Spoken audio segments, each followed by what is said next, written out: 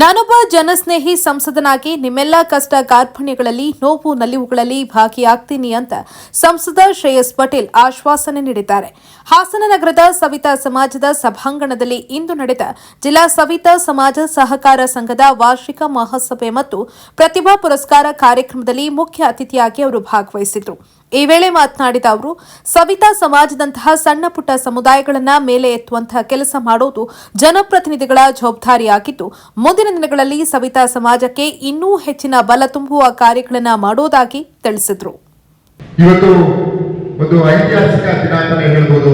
ಯಾಕಂದ್ರೆ ಒಂದು ಸವಿತಾ ಸಮಾಜದ ಒಂದು ಕಾರ್ಯಕ್ರಮಕ್ಕೆ ನನ್ನ ಕರೆಸಿ ಮುಖ್ಯ ಅತಿಥಿಯಾದ ನನ್ನ ಕರೆಸಿ ಕೂಡಿಸಿದ್ರಿ. ನಿಮ್ಮೆಲ್ಲರಿಗೂ ಹೃದಯದ ಧನ್ಯವಾದಗಳನ್ನು ನಾನು ಇದಕ್ಕೆ ಕೋರ್ತೀನಿ. ನಿಮ್ಮೆಲ್ಲರ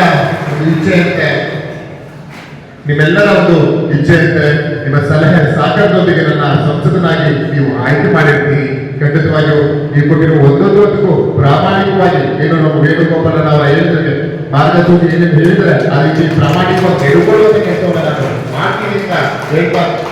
ನಮ್ಮ ಜಿಲ್ಲೆಗೆ ಸಹಕಾರ ಸಚಿವರಿದ್ದಾರೆ. ನಮ್ಮ ರಾಜನಾಥ್ ಸಾಹೇಬ್ ಸಂಸದನಾಗಿ ಆಯ್ಕೆ ಆಗಿದ್ದೀನಿ ಅಂತ ಹೇಳಿದ್ರೆ ಆ ಕೇಂದ್ರ ಸರ್ಕಾರದ ಮುಖ್ಯಮಂತ್ರಿಗಳು, ಉಪಮುಖ್ಯಮಂತ್ರಿಗಳು, ರಾಜನಾಥ್ ಸಾಹೇಬ್ ಈ ಮೂಲ ಒಂದು ಸಹಕಾರದಿಂದ ನಾವು ಇವತ್ತು ಮುಂದೆ ಸಂಸದನಾಗಿ ಅಂತ ನಾನು ಹೆಮ್ಮೆಯಿಂದ ಹೇಳ್ಕೊಳ್ತೇನೆ. ನಾನು ರಾಜನಾಥ್ ಸಾಹೇಬ್ ವೇಣುಗೋಪಾಲನ್ ಅವರಿಗೆ ಸಣ್ಣ ಸಣ್ಣ ಸಮುದಾಯ ಸಮಾಜವನ್ನು ಮೇಲಿಟ್ಟು ಕೆಲಸವನ್ನ ಮಾಡ್ತಾರೆ.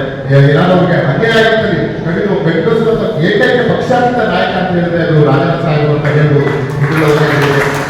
ಜೊತೆಗೆ ಅವರು ಸಹ ಬರಬೇಕಿತ್ತು. ನನಗೆ ರಾತ್ರಿ ಕಾರ್ಯ ಮಾಡಿ ನೀವು ಯಾವುದೇ ಕಾರಣಕ್ಕೂ ಮಿಸ್ ಮಾಡಬಾರ್ದು, ಸವಿತಾ ಸಮಾಜದ ಕಾರ್ಯಕ್ರಮಕ್ಕೆ ಹೋಗಲೇಬೇಕು ಅಂತ ನನಗೆ ಕಟ್ಟಪ್ಪಣೆ ಮಾಡಿದ್ರು. ಅವರೊಂದು ಕಟ್ಟಡದ ಮೇಲೆ ನನ್ನ ಒಂದು ನೀತಿ ಮೇಲೆ ನಾನು ಇವತ್ತು ಬಂದಿದ್ದೀನಿ.